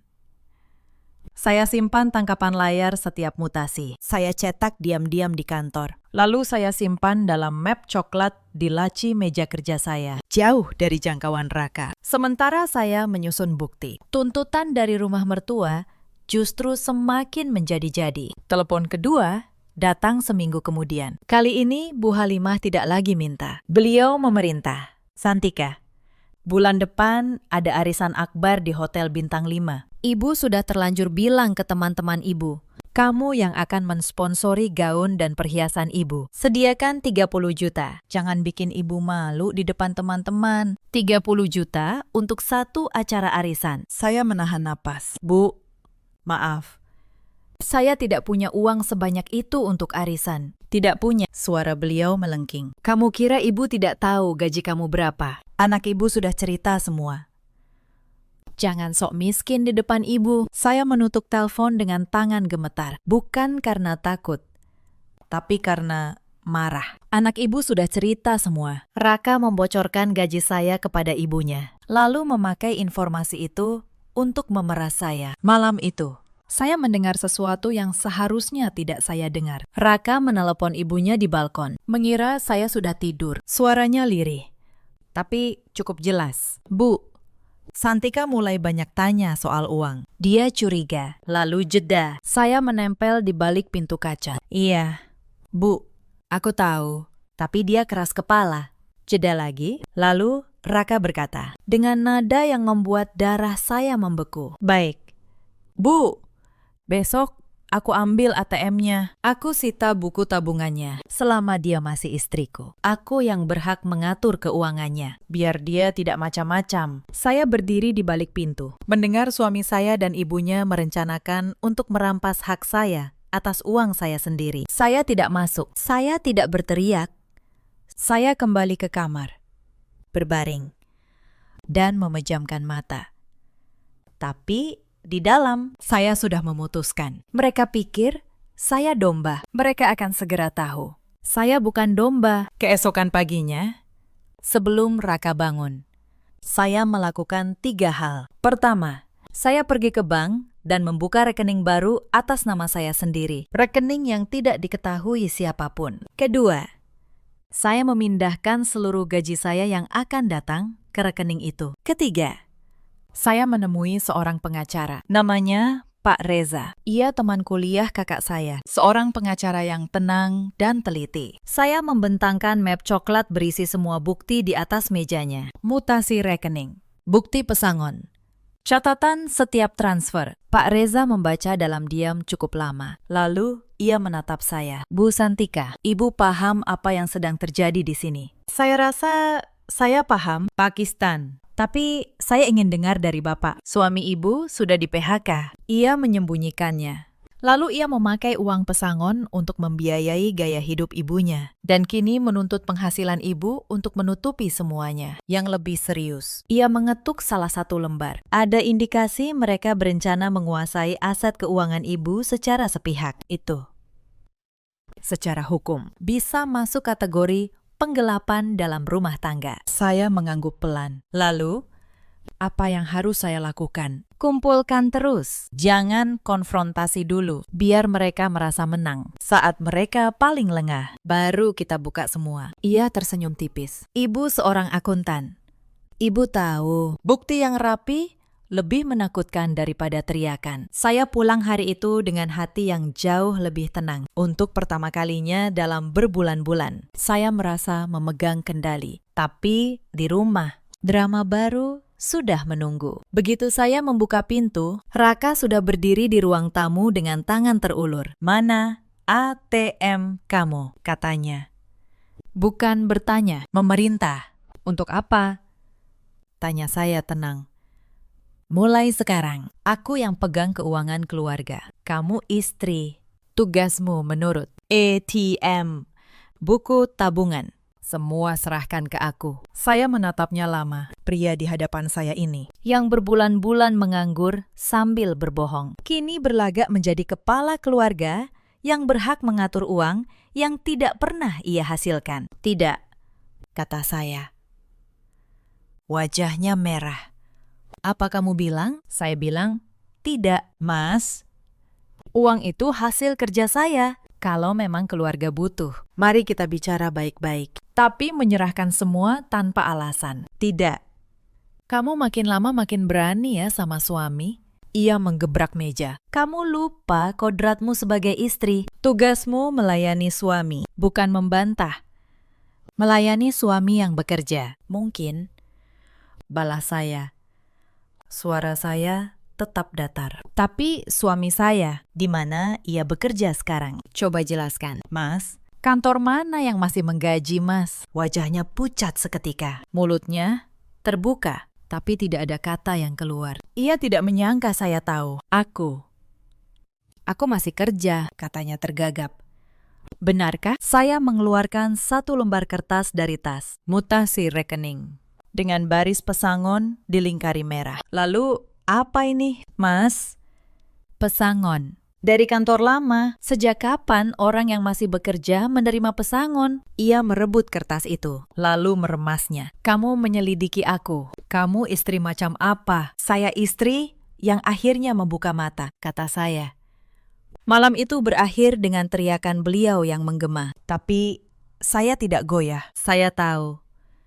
Satu lembar kertas tadi hanyalah pembuka. Saya masih menyimpan map coklat yang jauh lebih tebal. Esoknya, Bu Halimah datang ke apartemen tanpa diundang bersama Nita. Mereka masuk seperti pemilik rumah. Jadi ini menantu yang berani sama suaminya. Kata Bu Halimah, menjatuhkan diri di sofa saya. Santika, ibu dengar kamu menolak setor uang. Kamu juga menolak serahkan ATM. Kamu pikir kamu siapa? Saya istri yang membiayai rumah tangga ini sendirian. Bu, jawab saya. Sendirian. Nita menyela. Tertawa sinis. Mbak kira gaji Mbak itu besar. Itu kewajiban. Suami Mbak juga kerja keras. Saya menatap Nita. Kerja keras di mana? Nita, tolong beritahu saya. Saya benar-benar ingin tahu kantor kakakmu. Nita terdiam. Ya jelas tahu. Mereka semua tahu. Raka sudah dipecat. Hanya saya yang dibiarkan dalam gelap, sambil terus diperas. Bu Halimah berdiri, menunjuk wajah saya. Dengar, Santika, kamu itu cuma menantu di keluarga ini. Ibu yang berkuasa. Kalau kamu tidak setor 15 juta bulan ini, dan 30 juta untuk arisan, ibu akan suruh Raka ceraikan kamu. Lihat, perempuan tua sepertimu mau dibawa kemana setelah dicerai? Perempuan tua. Saya 32 tahun, mandiri secara finansial, dengan karir yang stabil. Tapi di mata beliau, nilai saya hanya sebatas mesin penghasil uang yang bisa diancam. Saya tersenyum. Senyum yang membuat beliau sedikit tertegun. Baik, Bu, kata saya. Kalau ibu mau perceraian, kita urus perceraian.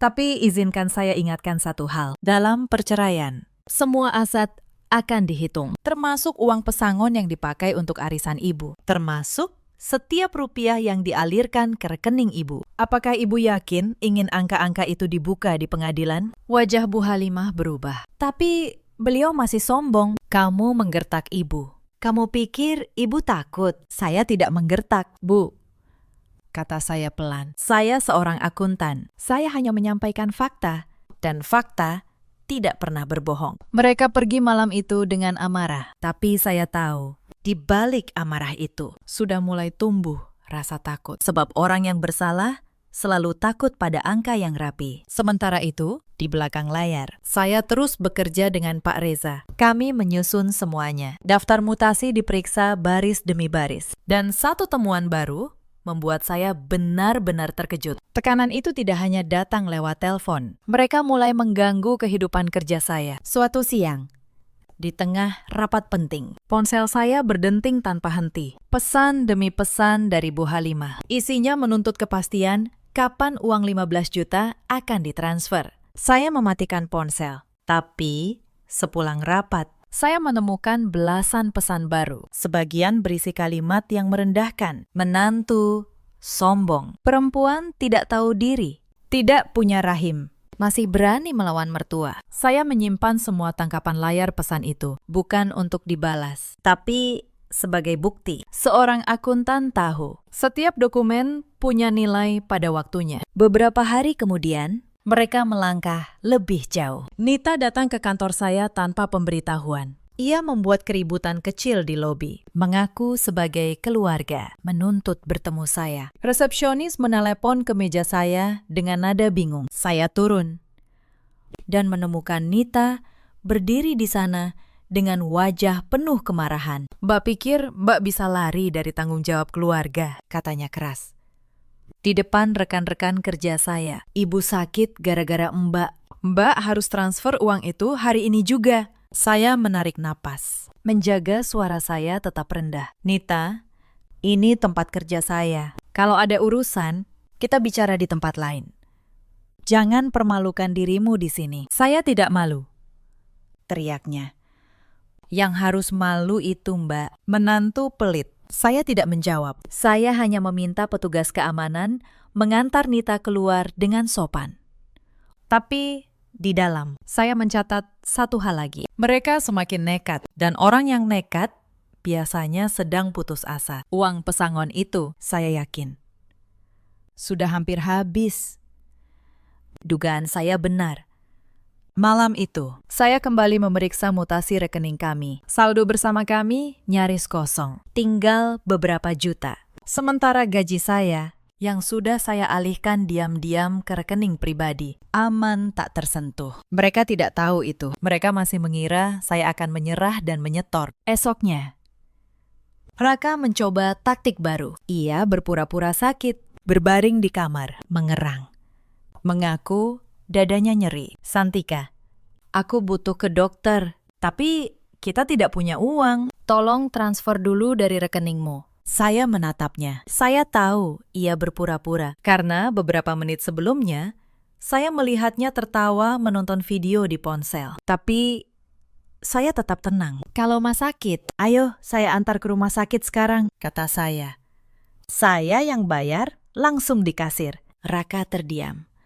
Tentu saja ia menolak sebab ia tidak benar-benar sakit. Ia hanya ingin uang tunai masuk ke tangannya. Saat melihat saya, tidak bisa ditipu. Ia bangun dari tempat tidur, kembali sehat seperti semula, lalu pergi keluar sambil membanting pintu. Saya duduk sendirian di ruang tamu malam itu. Pelan-pelan, saya membuka map coklat saya dan menambahkan 2 catatan baru. Insiden Nita di kantor. Drama sakit pura-pura. Setiap kebohongan mereka, saya ubah menjadi 1 baris bukti. Pak Reza, pengacara saya, menelpon keesokan harinya. Bu Santika, bukti ibu sudah sangat kuat. Mutasi, pesangon, pesan ancaman, semuanya konsisten. Tapi, saya sarankan satu hal lagi. Pastikan ibu punya saksi saat konfrontasi terakhir nanti. Bukti tertulis kuat, tapi saksi membuatnya tak terbantahkan. Saya memahami maksud beliau, dan saat itulah saya menyadari undangan syukuran di rumah mertua itu, yang mereka maksudkan sebagai jebakan untuk mempermalukan saya, justru akan menjadi panggung sempurna saya. Penuh saksi, penuh tamu terhormat, tempat yang ideal untuk membuka semua kebenaran sekaligus. Mereka mengira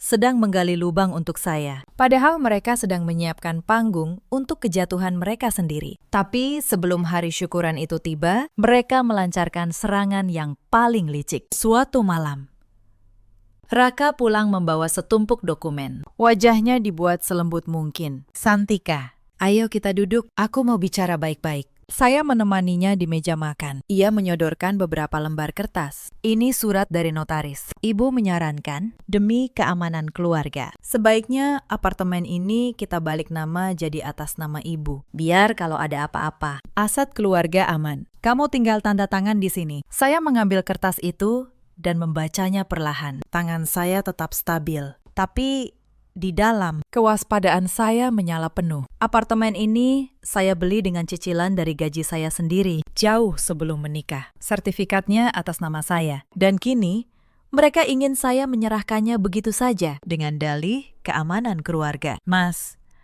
kata saya pelan, apartemen ini saya beli sebelum kita menikah. Ini aset pribadi saya. Kenapa harus dibalik nama ke ibu? Sudahlah, jangan banyak tanya, sahut Raka.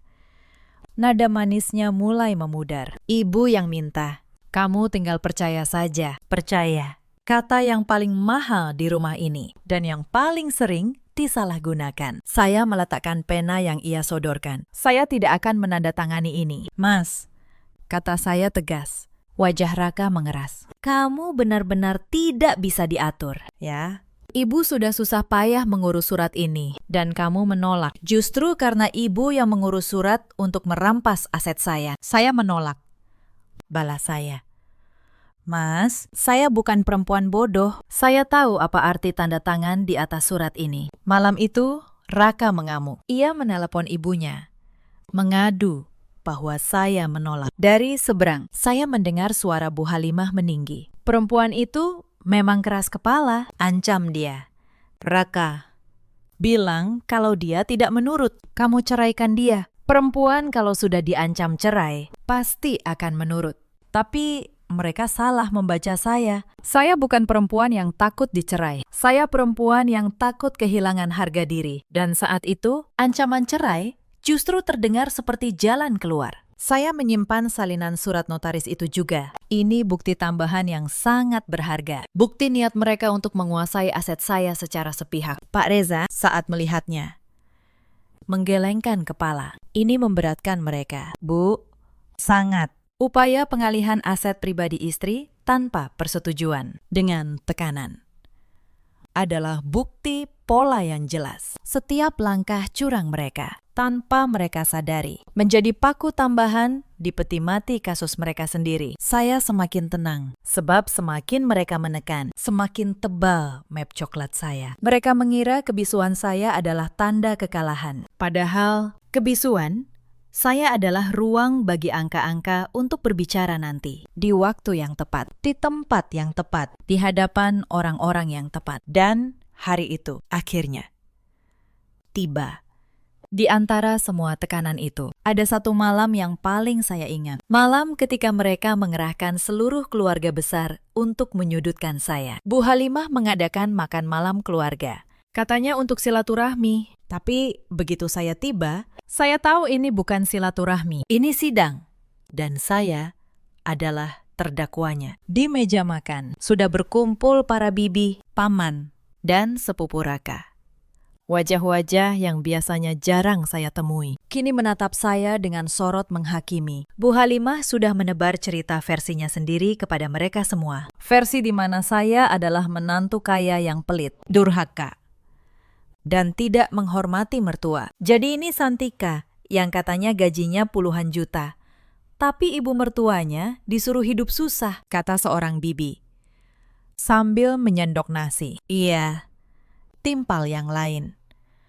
Zaman sekarang menantu memang begitu. Sudah dikasih suami mapan, masih saja tidak tahu terima kasih. Saya duduk diam. Setiap kalimat mereka adalah pukulan yang dirancang untuk membuat saya menunduk dan menyerah. Mereka mengira dengan mengeroyok saya beramai-ramai, saya akan luluh dan menyetor uang demi mengakhiri penghinaan ini. Raka duduk di samping ibunya, menikmati pemandangan itu. Ia tidak membela saya. Sekali lagi, ia memilih diam. Saya meletakkan sendok saya pelan, lalu saya berbicara. Suara saya tenang, namun jelas, agar semua mendengar. Bapak, Ibu, Bibi, Paman, terima kasih sudah mengundang saya. Tapi izinkan saya bertanya satu hal kepada kalian semua. Apakah kalian tahu suami saya? Raka, di mana ia bekerja sekarang? Hening sejenak. Mereka saling pandang. Tentu saja, kerja, jawab Bu Halimah cepat. Dia supervisor, benarkah? Bu, saya menatap Raka. Mas, tolong jawab di depan keluarga besarmu. Kantor mana yang masih menggajimu hari ini? Raka tidak menjawab.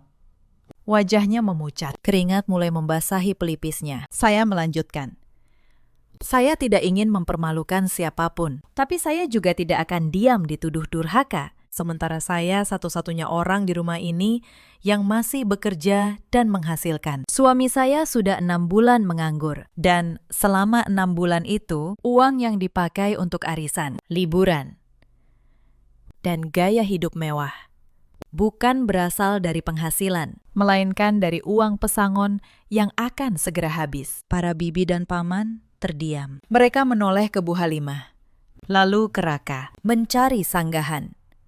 Tapi tidak ada yang menyangkal. Sebab itulah kebenaran. Suasana makan malam itu berubah canggung. Beberapa kerabat yang tadinya menghakimi saya, kini menatap Bu Halimah dengan tanda tanya. Untuk pertama kalinya, cerita versi beliau retak di depan keluarganya sendiri. Saya berdiri, mengucapkan terima kasih dengan sopan, lalu pamit pulang lebih awal. Saya tidak perlu menang dengan teriakan. Saya cukup meletakkan satu pertanyaan jujur di tengah meja, dan kebohongan mereka runtuh sendiri. Di perjalanan pulang, untuk pertama kalinya, saya merasa kasihan, bukan pada diri saya, tapi pada Bu Halimah, pada perempuan yang menghabiskan seluruh hidupnya membangun citra di mata orang lain, sampai lupa bahwa citra yang dibangun di atas kebohongan tidak akan pernah kokoh. Tapi rasa kasihan itu tidak mengubah keputusan saya. Saya tetap akan menuntut hak saya. Saya hanya memutuskan untuk melakukannya dengan bermartabat, lewat jalur hukum, bukan lewat amarah. Malam itu,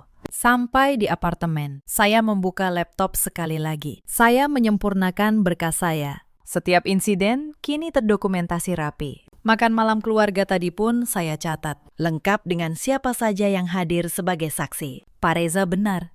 Saksi membuat bukti tertulis menjadi tak terbantahkan. Saya menutup laptop, lalu menatap langit malam dari jendela. Tinggal satu langkah lagi, satu panggung terakhir, dan saya sudah siap. Ada satu serangan lagi yang mereka coba, dan ini menyentuh titik yang paling mereka kira melemahkan saya, keluarga saya sendiri. Suatu sore, ibu kandung saya menelpon dengan suara cemas. Santika, tadi ibu mertuamu menelpon ibu. Dia bilang, kamu istri durhaka, suka melawan, dan menelantarkan keluarga suami. Dia minta ibu menasihatimu supaya menurut. Saya menarik napas panjang. Jadi mereka sudah sampai pada taktik ini. Mempermalukan saya di depan keluarga saya sendiri. Berharap orang tua saya akan menekan saya untuk tunduk. Bu, Dengarkan saya baik-baik, kata saya, tenang. Apa yang ibu mertua katakan itu tidak benar. Justru sebaliknya. Saya akan jelaskan semuanya nanti. Tapi tolong, jangan percaya cerita sepihak. Ibu saya, yang mengenal saya sejak kecil, tidak butuh banyak penjelasan. Ibu percaya kamu. Nak, ibu tahu kamu bukan anak yang seperti itu. Ibu cuma khawatir kamu tertekan. Air mata sempat menggenang di pelupuk mata saya saat itu. Bukan karena sedih, tapi karena lega. Di tengah semua tuduhan, masih ada orang yang percaya pada saya tanpa syarat. Setelah menutup telepon, saya justru semakin yakin. Mereka sudah kehabisan cara. Memeras dengan uang, gagal. Menekan dengan ancaman cerai, gagal. Mengeroyok dengan keluarga besar, gagal. Kini mereka mencoba menghancurkan nama baik saya di mata keluarga saya sendiri. Tapi itu pun gagal. Orang yang sudah kehabisan amunisi biasanya akan melakukan satu kesalahan besar terakhir. Dan saya hanya perlu bersabar, menunggu mereka melakukannya. Di tempat yang penuh saksi. Saya membuka kembali daftar mutasi dengan kacamata seorang auditor. Saya mengerjap berkali-kali, memastikan saya tidak salah baca. Ada penarikan 50 juta rupiah dengan keterangan utang. Saya teringat cerita Bu Halimah tempo hari yang menyombongkan arisan elit di kompleksnya. Jadi, arisan mewah itu sebenarnya dibiayai dari uang pesangon Raka yang baru saja di PHK. Daftar itu belum berakhir. 2 minggu setelah transaksi pertama, ada lagi penarikan besar. Pembayaran ke sebuah agen perjalanan. Jumlahnya nyaris 40 juta. Tanggalnya sangat cocok dengan momen ketika Bu Halimah dan 2 temannya berlibur ke Singapura. Dengan alasan dibayari anak. Saat itu, Raka berbohong kepada saya. Ia bilang ibunya diajak teman. Padahal, uang itu keluar dari rekening kami. Uang yang sebagian besar adalah hasil kerja saya, dicampur dengan pesangon kebohongannya. Saya menyandarkan punggung ke kursi. Bukan kesedihan yang saya rasakan, tapi sebuah kejernihan dingin. Setiap kepingan kini sudah di tempatnya. Mereka tidak hanya memeras saya. Mereka membangun sebuah istana kebohongan di atas uang yang bukan milik mereka. Pak Reza menatap berkas-berkas itu. Ini lengkap, Bu Santika. Lebih dari cukup. Sekarang kita tinggal menunggu waktu yang tepat. Kapan waktu yang tepat itu? Pakistan. Ia tersenyum. Saat mereka merasa paling menang. Saat mereka mengira ibu sudah menyerah. Dan waktu itu tiba lebih cepat dari yang saya kira. 2 hari kemudian, Raka mendekati saya dengan nada manis yang dibuat-buat. Santika, ibu mau adakan syukuran kecil di rumahnya minggu depan. Tante-tante arisan diundang semua. Ibu ingin kamu hadir. Sekalian, bawa amplop ya, buat menjaga nama baik keluarga. Saya tahu apa ini. Sebuah jebakan untuk mempermalukan saya di depan banyak orang. Mereka ingin memamerkan menantu yang patuh menyetor uang. Atau, kalau saya menolak, mempermalukan saya sebagai menantu durhaka. Saya tersenyum. Tentu, Mas, saya akan hadir. Raka tampak puas, mengira saya akhirnya tunduk. Ia tidak tahu, saya justru sedang menunggu panggung itu. Malam sebelum acara, saya menelpon Pak Reza. Kami menyiapkan satu map berisi salinan lengkap, mutasi rekening, bukti pesangon, kronologi setiap aliran dana, dan satu surat resmi dari kantor pengacara yang isinya akan menjadi pukulan terakhir. Ibu yakin? Tanya Pak Reza. Saya yakin. Pakistan, jawab saya. Saya sudah terlalu lama diam. Sekarang, biarkan angka yang berbicara. Pagi itu, saya bersiap dengan tenang. Saya mengenakan pakaian sederhana, namun rapi. Saya tidak butuh perhiasan untuk merasa kuat. Kekuatan saya ada di dalam map coklat yang saya bawa. Sepanjang perjalanan menuju rumah mertua, Raka terus mengoceh tentang betapa pentingnya menjaga citra keluarga. Saya hanya mengangguk. Di kepala saya sudah memutar ulang setiap kalimat yang akan saya ucapkan. Saat mobil memasuki kompleks, saya melihat rumah Bu Halimah sudah ramai. Mobil-mobil tetangga terparkir. Suara tawa ibu-ibu arisan terdengar dari dalam. Bu Halimah berdiri di teras, mengenakan gaun baru dan perhiasan.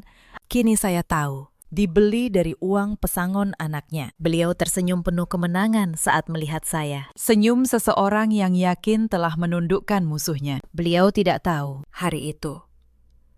Kemenangan itu akan berpindah tangan. Ruang tamu Bu Halimah penuh sesak. Belasan ibu-ibu arisan duduk mengelilingi meja yang dipenuhi kue. Bu Halimah duduk di tengah, seperti ratu di singgasananya. Raka berdiri di sampingnya, tersenyum bangga. Nita sibuk melayani para tamu. Begitu saya masuk, suasana sedikit hening. Mata-mata menatap saya. Bu Halimah berdiri, lalu berkata dengan suara lantang agar semua mendengar. Nah, ini dia, menantu ibu, yang katanya akuntan sukses, gaji puluhan juta. Beliau tertawa. Ayo, Santika, kasih lihat ke tante-tante, mana amplop untuk ibu. Jangan malu-malu, semua mata tertuju pada saya. Inilah jebakan itu. Mereka ingin saya menyerahkan uang di depan umum sebagai bukti ketundukan atau menolak dan dipermalukan. Saya melangkah ke tengah ruangan dengan tenang. Saya tidak membawa amplop. Saya membawa map coklat. Bu Halimah, kata saya. Suara saya jelas dan stabil. Sebelum saya memberikan apapun, izinkan saya bertanya satu hal di depan tamu-tamu terhormat ini. Apakah ibu tahu dari mana uang gaun dan perhiasan yang ibu kenakan hari ini berasal? Senyum Bu Halimah memudar sedikit. Tentu saja dari kalian. Anak-anakku, itu kewajiban, bukan? Bu, saya membuka map. Itu berasal dari uang pesangon. Uang yang diberikan kepada Raka karena ia dipecat dari kantornya 6 bulan lalu. Ruangan mendadak senyap. Para tamu saling pandang. Raka melangkah maju. Wajahnya pucat. Santika, hentikan. Tunggu. Mas, saya mengangkat tangan, biar tante-tante tahu cerita lengkapnya. Suami saya sudah menganggur selama 6 bulan. Ia menyembunyikannya dari saya. Lalu ia memakai uang pesangonnya untuk membiayai arisan ibunya. 50 juta. Untuk liburan ke Singapura. 40 juta. Dan ketika uang itu habis, mereka menuntut gaji saya. 15 juta sebulan. Untuk meneruskan gaya hidup ini. Saya mengeluarkan lembar demi lembar, mutasi rekening. Bukti pesangon, saya letakkan di atas meja, di hadapan para tamu.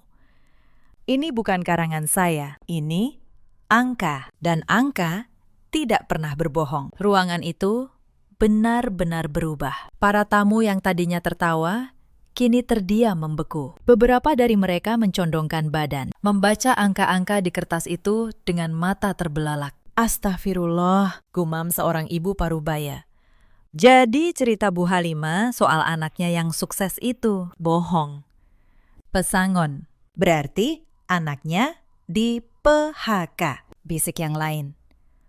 Bisik-bisik itu menyebar cepat, seperti api di rumput kering. Topeng yang dibangun Bu Halimah bertahun-tahun runtuh dalam hitungan menit di hadapan orang-orang yang paling ingin beliau kesankan. Raka berusaha menyelamatkan keadaan. Ia maju, mengangkat suara. Ini fitnah. Istri saya mengarang cerita karena dendam. Saya menoleh padanya dengan tenang. Mengarang. Mas, baik. Coba mas, bantah satu angka saja di kertas ini. Satu saja. Transfer 50 juta ke rekening ibu. Tanggalnya tertera jelas. Apakah itu mengarang? Pembayaran 40 juta ke agen perjalanan. Tepat sebelum ibu berangkat ke Singapura. Apakah itu juga mengarang? Raka membuka mulut. Tapi tidak ada kata yang keluar, sebab ia tidak bisa membantah angka. Tidak ada seorang pun yang bisa. Salah seorang tamu, yang ternyata ketua arisan itu sendiri, berdiri. Wajahnya keruh. Halimah, jadi selama ini kamu pinjam ke kami, pamer perhiasan baru. Semua itu dari uang menantumu yang kamu peras. Sementara anakmu sendiri menganggur. Bu Halimah tidak menjawab. Tangannya gemetar, mulutnya membuka dan menutup. Tapi tak ada suara. Nita mencoba membela ibunya. Mbak jahat. Mbak sengaja mempermalukan kami. Saya menatapnya. Nita, ingat saat kamu datang ke kantorku, berteriak di depan rekan-rekanku, menyebutku menantu pelit. Saat itu, apakah kamu memikirkan harga diriku? Sekarang, ketika kebenaran terungkap, baru kalian bicara soal malu. Nita terdiam, lalu menunduk.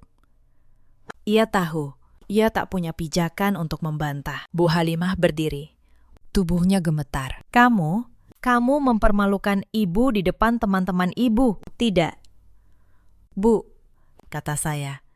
Ibu yang mempermalukan diri sendiri saat memutuskan untuk hidup dari uang yang bukan hak ibu. Lalu memeras menantu yang ibu hina setiap hari. Para tamu mulai berbisik. Beberapa berdiri hendak pulang. Wajah Bu Halimah merah padam, lalu pucat. Lalu kosong. Raka mencengkeram lengan saya. Santika, ini urusan keluarga. Jangan dibawa keluar. Saya melepaskan tangannya dengan tenang. Lalu saya mengeluarkan satu lembar terakhir dari map. Surat resmi dari kantor pengacara. Mas, Bu, saya sudah berkonsultasi dengan pengacara. Secara hukum, uang pesangon adalah harta bersama, yang sebagian juga hak saya sebagai istri. Kalian berdua telah mengalirkan dana itu tanpa sepengetahuan saya, dan kini berencana menguasai aset keuangan saya secara sepihak. Itu bisa dikategorikan penggelapan dalam rumah tangga. Saya menatap mereka satu persatu. Saya ajukan gugatan cerai. Jika kalian mempersulit, atau kalau ibu berani datang lagi menuntut jatah bulanan yang tidak masuk akal itu, semua bukti ini akan saya serahkan ke pihak berwajib. Ibu bisa bayangkan betapa hebohnya grup arisan elit ibu kalau tahu nyonya besar mereka diproses hukum karena menipu menantunya sendiri. Itu adalah pukulan terakhir. Pukulan yang menghancurkan segalanya. Bu Halimah tidak sanggup lagi berdiri. Tubuhnya melorot ke sofa. Raka berdiri mematung. Mulutnya terkatup. Tak ada satu kata pun yang sanggup ia ucapkan. Nita menunduk. Tak berani menatap saya. Saya menutup map saya. Lalu saya berbalik, menghadap para tamu yang masih terpaku. Maaf telah merusak acara kalian, tante-tante. Tapi saya rasa kalian berhak tahu kebenarannya. Saya tersenyum sopan. Selamat sore. Saya melangkah keluar dari rumah itu untuk terakhir kalinya. Udara sore terasa ringan. Untuk pertama kalinya dalam waktu yang sangat lama, saya bisa bernapas. Proses perceraian berjalan cepat. Dengan bukti selengkap itu, Raka tidak punya pijakan untuk melawan. Ia sempat mencoba menyewa pengacara, berharap bisa menuntut sebagian harta saya. Tapi begitu pengacaranya melihat berkas mutasi dan bukti penggelapan dana, ia justru menyarankan Raka untuk berdamai. Sebab, kalau kasus ini benar-benar dibawa ke pengadilan, Raka dan ibunya yang akan terancam. Ia tidak berani membawa kasus penggelapan itu ke meja hijau, karena tahu dirinya yang akan kalah. Kami berpisah secara resmi 3 bulan kemudian. Saya mendapatkan kembali hak finansial saya, utuh.